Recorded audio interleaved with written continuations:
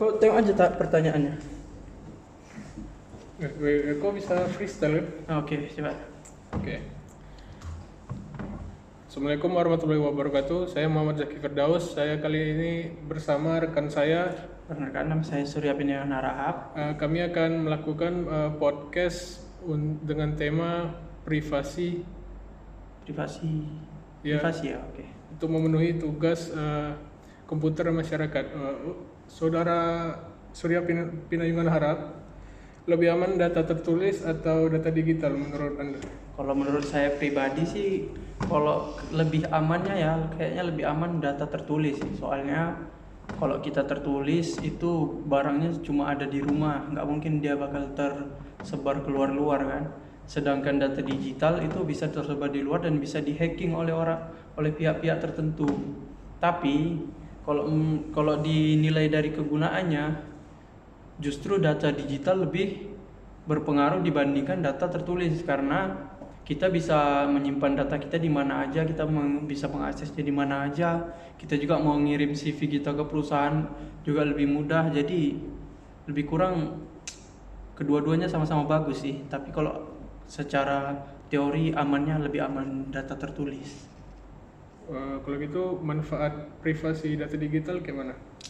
Kalau manfaat privasi data digital ya itu tadi, supaya data kita nggak di-hacking oleh orang lain. Jadi orang tidak mudah untuk menerobos data kita yang tersebar melalui internet, karena data digital ini kan dia berupa program gitu, bisa diretas oleh orang-orang tertentu.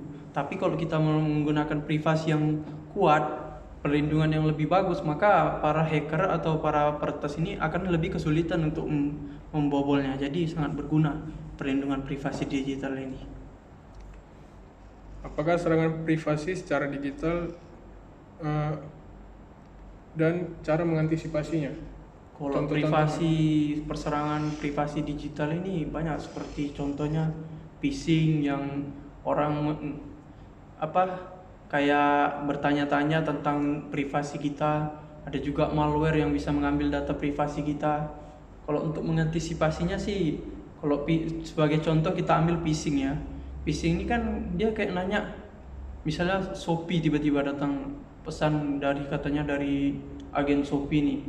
Dia bilang, "Bang, tolong isikan kode ini dari pihak Shopee." Memang betul nomornya dari Shopee, tapi ternyata itu bukan kayak kode hadiah atau semacamnya, itu malah kode OTP untuk mengganti password akun kita menggunakan nomor kita.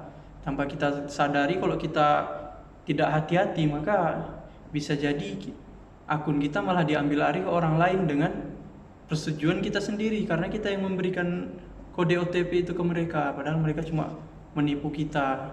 Jadi mereka kayak buat pengaturan untuk ganti sandi menggunakan nomor, tapi nomornya pakai nomor kita. Jadi OTP itu terkirim ke kita, mereka bilang mereka dari pihak Shopee membutuhkan kode itu, kita kasih ke mereka, hilanglah akun kita.